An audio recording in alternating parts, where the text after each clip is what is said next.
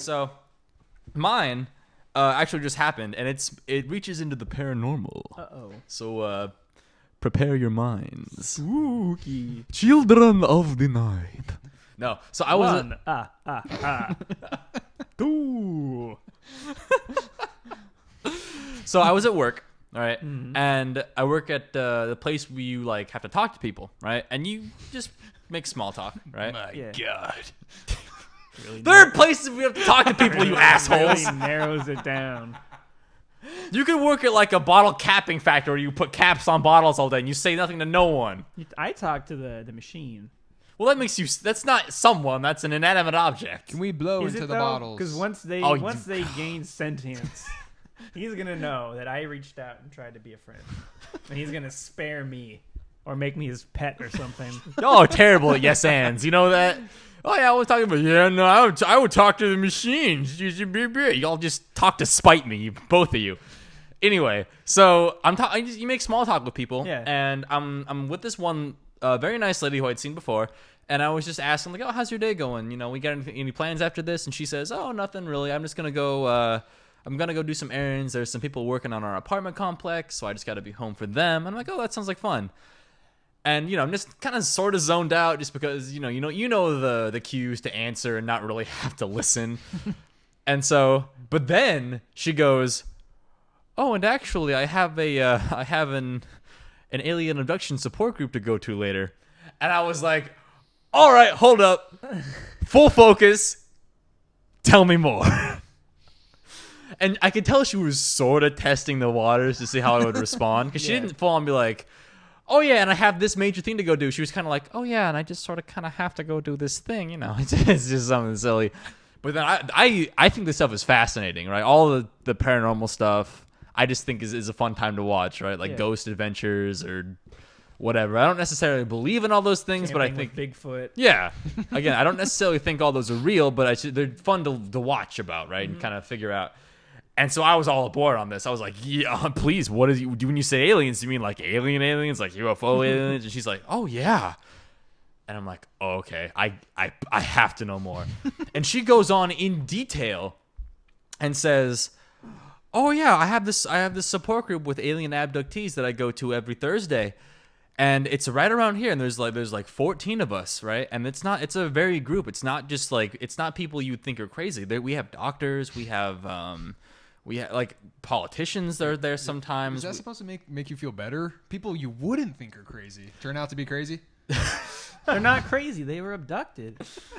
Well, like, that's the thing, though. I was like... It's a support group, Andy. Come on. Because, like, I didn't know... Like, whenever I saw that, I was always like... Or, like, a support group. I always thought it was, like, two people and, like, the guy that's there to talk to them. Like, oh, yeah, I got taken by the aliens. And then they put stuff all... Feel? Yeah, they put stuff all in my body. And now it's everywhere. And it beeps when I go to bed. Sleep mode. I took out all my teeth fillings and now I got my cavities. But it's like a bunch of people that come through all the time, and I'm like, it didn't dawn on me that this was such like a vast network of people. I didn't really know what I thought. I just always thought it was full of crazies. And she was saying that like she actually had a UFO sighting like not a week ago, right? Like this was super recent, and I was like, where? Please tell me so I can never go there again. And it was like, oh, I think it was up north a little bit. And what's the city that's up north? Is there one like Portland? Not Portland. It's like fairly close, like 30 minutes north. Not Fullerton. Anaheim. I forget. But it was very close. It was in like a pretty close region. I'm like, what did the ship look like? And she said it was like a triangle of lights, like point and then two other ones. And it was just slowly moving across the horizon. And I'm like, yeah, that's definitely not normal. Like, you don't see that every day kind of thing. And she was like, oh, yeah. And my father worked at and it was an aerospace engineer. So he knew he was around all the machines when they were being built and so on and so forth. So I was no stranger to aircraft. And I knew this was not something that you'd see around because it didn't make any noise and it was moving way too slow to be an aircraft of any kind that we made. And I'm like, wow. Like, I don't really even know how to respond, but I need to know more. And she was saying that like when she was younger, she had like an abduction experience. She was saying that like when she was a child in her crib, she could remember like there was somebody like in the room with her in her crib. And this is the part that got me. She was like, there was somebody in the room, and then like she wasn't afraid of them. They were just there, right? Mm-hmm. And they like the whole typical ordeal, big bright light like illuminates the room, and then there's like one or two beings in there with you, and they're just sort of there, and they like kind of picked her up as a child and kind of like examined her and then set her back down, and then like they left, and then her parents like burst in the room and were like, oh my god, are you okay? And they're like, you know, trying to console their baby because they didn't know what just happened. And she was my favorite part was she was like, but yeah, I was only concerned because they took my sock. Damn. I'm like, those bitches. Now she's out for revenge. Does that mean like the aliens? So they came in, they picked her up, and they're like, put her back in. Then they see the sock, and they're like, yes. No, it was kind of an accident. They were picking her up. They were like examining her, you know, like shake her this way, and then they like held her by her foot. And she just kind of and slipped out of the sock, and they're like, oh, a piece came off. And they went to go examine that and left the baby crying in the crib. Ah, yes. This will be taken back to our ship for further analyses. But, and then, oh, God. What else to go from this? But then I just kind of started thinking, my friend and I actually think we might have seen a UFO. Like, we were on a cruise down in Mexico. And I forget what city we were in. It might have been Mazatlan or, like, Cabo San Lucas, wherever we reported. Yeah. But it was just he and I, my friend Nolan, and we were on the deck of the ship playing ping pong, and it was like 1 o'clock in the morning, so it was just he and I up there. Is it hard to play ping pong on a boat? No. Okay. It's actually quite stable. It is hard when you knock the ping pong ball off of the side of the boat, and it just falls down, and you can't. That's what happens. So I knocked the ball off, and it like rolled off the side of the boat. Ship, sorry, for all you nautical enthusiasts.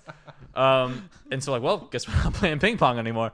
And so we just kind of like stood there like over the railing watching the night sky and the pretty lights of the city. Mm-hmm. And in the sky there were these. Then you guys held hands. And then in the sky there were these 3 like consecutive dots, right? Like lights. And I assumed, because there were mountains in the background and on the horizon. And so I assumed that they were like on top of the mountain, and you know, to warn ships that there was mountains there. And as I looked at it more, I kind of saw it, and I was like, you know, when I saw this in the daytime, I feel like the mountains were like further back, like they weren't as close up, like the peaks of the mountains weren't as close or as high as the lights were, you know what I mean? Mm-hmm. And also like it's a mountain, so it's not like a linear peak, so it's like up and down and left and right. So I'm like, I don't know why the lights would all be, and they were big lights too. Like I feel like they wouldn't be all in like a perfect line. I feel like they would be staggered a little bit to know like where the peaks of the mountains were, if that's what their intent was. And so I kind of share that with Nolan. I'm like, hey man, like I don't know, I feel like those lights aren't on top of the mountain. And he's like, oh yeah, like I kind of get what you're saying. And they weren't moving, they weren't like doing anything weird. They were just sitting there in the sky, in the night sky. And we stood there for like a good 30 minutes, just kind of like looking around and talking, like all the while kind of looking back up there being like, what the hell are those? Like we have no idea. And then eventually we went to bed, and unfortunately when we woke up we had already left port, so I couldn't go back up and see like if they were in fact the mountains. But I just feel like it just seemed like they were too close, too bright, and too like directly above the city to be the mountains, you know what I mean? Mm. And so that's just one of those things where I can't really tell you exactly what that was. It was a UFO. Technically, yeah. But the definition of unidentified flying object, yes, it was. I don't know if it was of alien origin or not. Ooh. But, yeah. Is it more of an unidentified floating object? That's still a UFO, dummy. Yeah, it still says the same thing. Meh. It's like you're 5 years old. But yeah, so you probably haven't. Cake. Probably haven't, but any of y'all experienced anything or have any opinions on any kind of like paranormal jazz or like experiences or opinions? Either. Experienced opinions. Then no. Technically no one has those, because half of those things like aren't real. Yeah, I mean, I've never like firsthand experienced any of that, so I can't like this is No. real. But do you have But, any of them that you think are more possible than others? I believe aliens are real. I don't know if they're coming here and picking people up and taking their socks, but I mean, the universe is so like freaking big. Nah, That- it's infinite. Yeah, I mean it's so unlikely that we're the only things out there. Yeah, I'm right with you on that one. Like that one's just like a probability thing. Like there has to be something else. Like they might not be us. They probably won't be us. Yeah. I mean, they might be like So a species of weird floating pasta people. Or, the true pastafarians. yeah. But yeah, I do think they're real. I don't know about ghosts per se. Yeah, I mean, again, Andy and I have actually experienced a pseudo ghost experience. Oh really? Yeah. So this was back in God, I don't know. I was in high school. This is a while ago. Yeah, I was in high school still, so I think it might have been sophomore year. But he and I were just in my room playing video games, and my parents had left, and they were gone to like a dinner thing, and they wouldn't be back until 11 or so. Mm-hmm. And it was kind of around that time. It was like maybe 10 or so about the time they should be getting back. And we're playing video games, and then all of a sudden, I hear a voice call my name. I hear it go, Matt. Oh yeah. And I'm like, oh, my parents are home. I'm like, oh, and to me, it sounded like my mom, right? And in my house back home, there's my room upstairs, and then it sounded like it was coming from about halfway up my stairs, right? And so I go, oh, hey, Mom, what's up? No response. Pause the video game. Mom, you here? Still no response. And I'm like, that's weird. And my door is open, so I don't see her walk by, but I get up, and I walk outside. All the lights in my house are still off, besides my room. And I'm like, maybe she walked into her, excuse me. Maybe she walked into her room. And so I walk into my parents' room. Their lights are still off. So I'm like, okay, not in there. And then I walk downstairs, and I look at the front door, and the front door is still locked. So I'm like, okay, I guess maybe they came in through the back door. Walk a little bit farther, I look at the back door. Back door is still locked, and there's no car parked in my backyard. So I'm like, okay, that's a little weird. And then I walk back to the front. I look out my window. There's no car parked in my front yard. And also my motion sensor light in the front porch is not on, so no one walked up there. And I'm kind of thinking to myself, I'm like, that's kind of weird. And then I walk back upstairs, and I walk back into my room, and I look at Andy, and I say, am I crazy or... And then you heard it too, right? Yeah, the only difference was I thought it sounded like your dad. Yeah. That's the only difference. But you definitely heard that then. Yeah. You heard it say Matt. So we just because it was like Matt, and then it was like pause, and we both looked. yeah, we both were like, oh, my parents are home. And then like we couldn't really do anything because like we're like, all right, well, that was weird. And then we just kind of sat back down and kept playing video games. Because, I mean, worst comes to worst, it already knows my name. So it's Yeah. like, I mean, it's already out for me then. That's such a you guys thing to do. Though, right? All right, back to video games. Well, because I also heard from my friend Gary, who, like, also is sort of into these kind of, like, paranormal things as they happen. Mm-hmm. He once told me that, like, he was watching this thing where if anything like that does happen, it's best to just ignore it because they get bored and won't bother you anymore. And so I was like, all right, not gonna look into this farther. It's when you buy the goddamn Ouija board and you start talking to it and open up a dialogue, like, all right, you stupid motherfucker. And they start moving your shit around and scratching your arms up at night. So yeah, I'm not about that. I don't mess with any of that. You're missing out. Have you played with a Ouija board? Yeah, I'm never lonely at night anymore. Oh. They just hang out in the empty void of where Grant used to be. But no, like I don't know about like spooky ghosts and vampires and stuff, but I do like more like mythological things. Like I think there's a chance Bigfoot might be real. I mean, Things yeah, like that. I suppose so. Because there's like, you guys have heard of Gigantopithecus? Yeah. Yeah. Yeah, like the giant apes that like coexisted with humans. Yeah. They're like 12 foot tall. Yeah. And like, I guess that's like, there's theories that those were like trolls or giants. People would see those, and those like stories got passed down. Yeah. So like we would see things that look like us, but were just like huge. Yeah. But like, There's still things where like people are digging up like the bones of giants like Yeah. around the world and things like that. So But I was reading about how like I think it's a pretty good like portion of the Pacific Northwest. Mhm. Like it's mapped, but like nobody's been there. Like it's not charted. yeah, Like it's like just you know, aerial views of it, but like nobody's been in it. yeah. So like I think there's a chance that there might be something out there. Yeah. You see, that's the thing. Like, of all the mythological creatures that there are, I don't know why. I have this, like utter fascination. My favorite is sea monsters. Oh yeah. I don't know why. I just love the idea. I think it's because they don't directly affect me. Like, I could never go into the ocean We were again. at the beach yesterday. Yeah, but, like, sea monsters, though, are, like... I imagine them like in the deep oceans. Oh, like yeah. you're out like in the middle of the Pacific or the Atlantic, and then all of a sudden like this huge mouth just inhales your ship, right? Mm-hmm. I don't have to go out there. I don't have to do any of those things. I can just admire them from afar.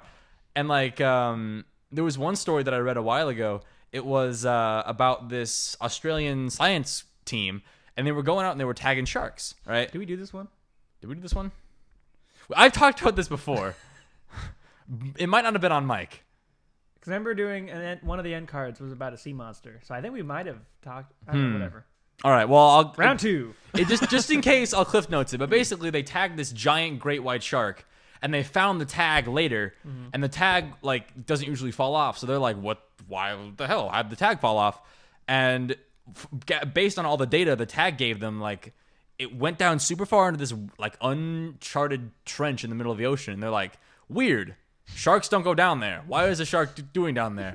And the temperature was like at 72 degrees, which is like ridiculous because it's supposed to. There's no sun down there and there's no volcanic activity, so there's no reason the water should be warm. So they're like, that doesn't make any sense either. But it would make sense if perhaps the tag was inside of something. But then they're like, what could have eaten like a 9-foot long prime great white shark? And to my knowledge, I don't know if I think I saw something recently where they were like, "Oh yeah, I got eaten by another great white shark." Boring.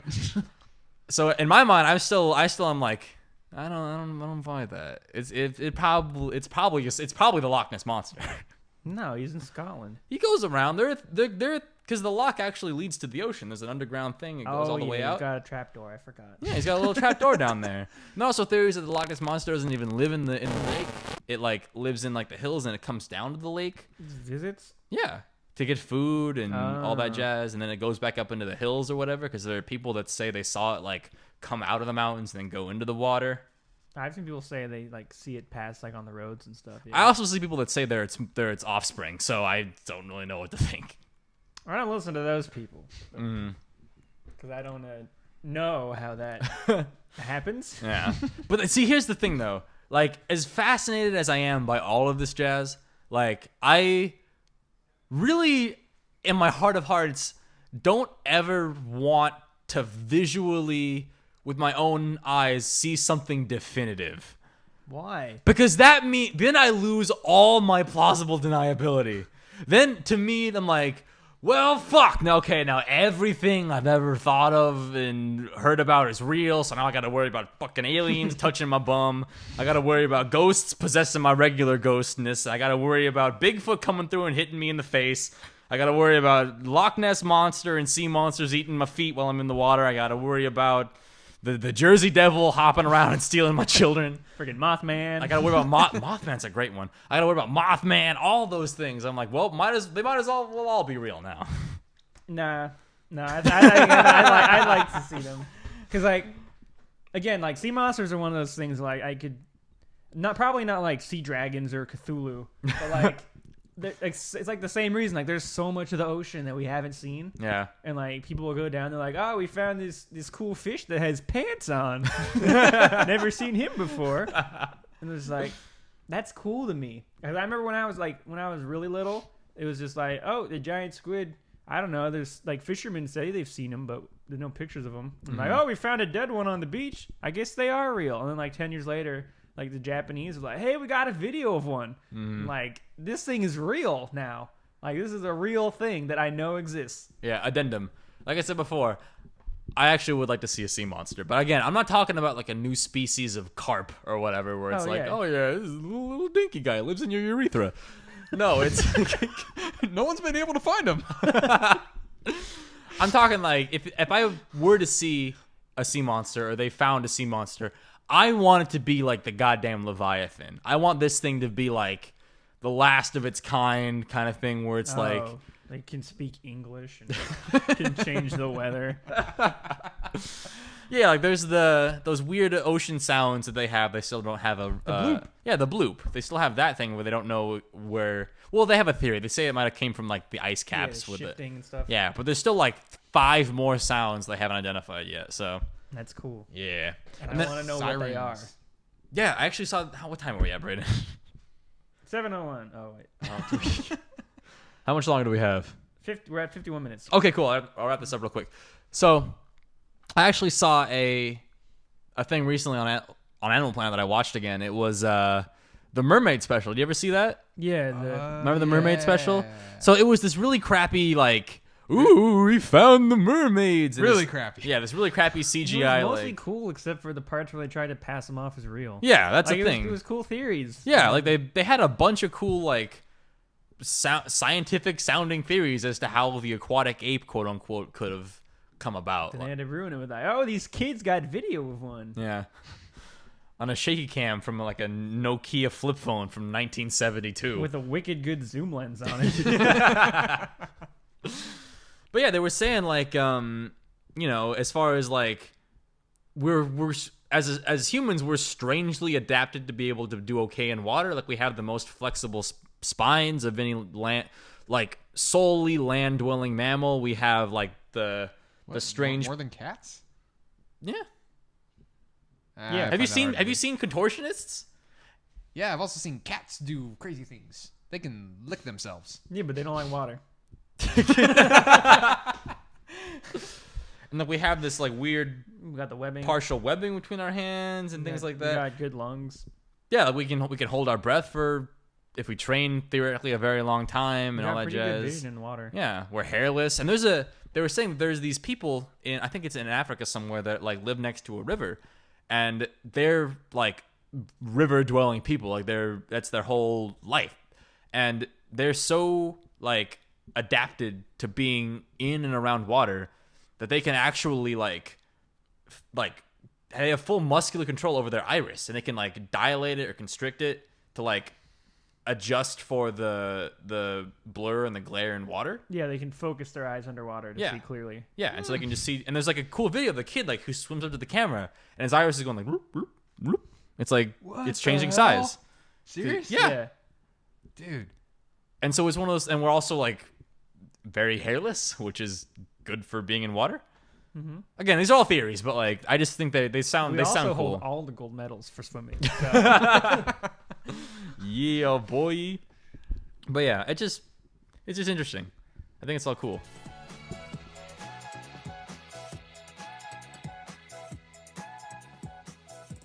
Say the best for last.